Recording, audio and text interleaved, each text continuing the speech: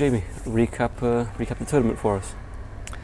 I mean, it was as we thought it was going to be. It was an intense week, mentally, physically as well. Having the 3 games in the space of 4 days was quite draining. But I think that the girls ultimately put in as much as they could, and that was visible from the 3 top performances that we gave our home fans. What positives do you think we can take from this going into the next tournament? I mean, plenty. There's loads. We scored 9 goals in 3 games.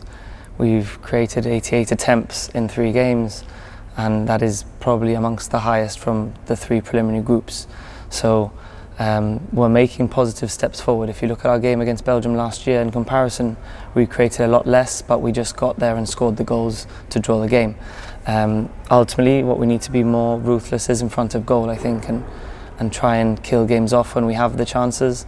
But also, I mean, what we've looked at in training and working on set pieces has come off pretty well. So there's always loads of little things that you can look at to improve upon. But at this stage, it's just looking back at those positives and enjoying the week that's gone by. You said we scored a fair few goals, most of which came in arguably our toughest game against Belgium. How was the performance against that team specifically? How did that make you feel as a coach? Very proud again.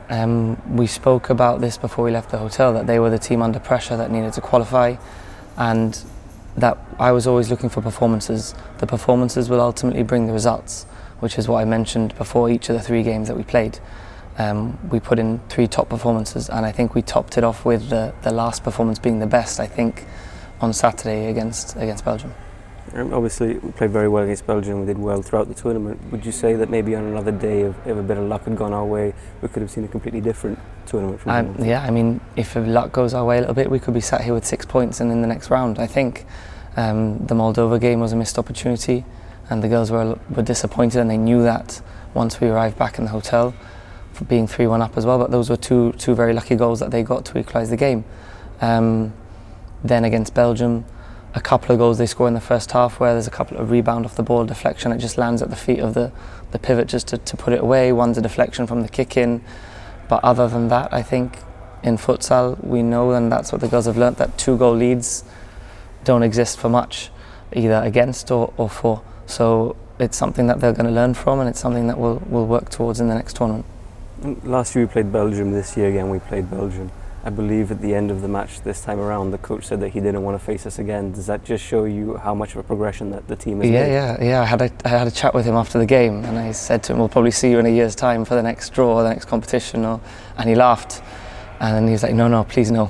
I was like, that just shows that not just Belgium, but I think a lot of countries will see us as a side that in pot 3 they don't want to be drawn. So I mean, Slovakia as well. Slovakia, we put them against the ropes in the first game, and we had chances to kind of level that game out as well. So it's nice that we're getting these compliments, but obviously there's a lot to work on going forward with regards to maybe our game management in those situations to improve.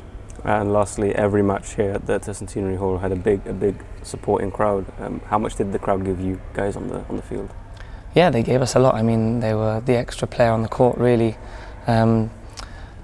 They kind of rose with the tackles, the goals, the chances we were creating, and once that they were getting their voices heard, the players kind of believed a little bit more. And we always said that in a home tournament, you've got to get your crowd down, and they make a difference. And I think there was over 500 on each day, which just goes to show that, I mean, there is plenty of support for women's futsal and women's football, and hopefully the next one, if we have another chance here to host, that will get even more down and make even more noise.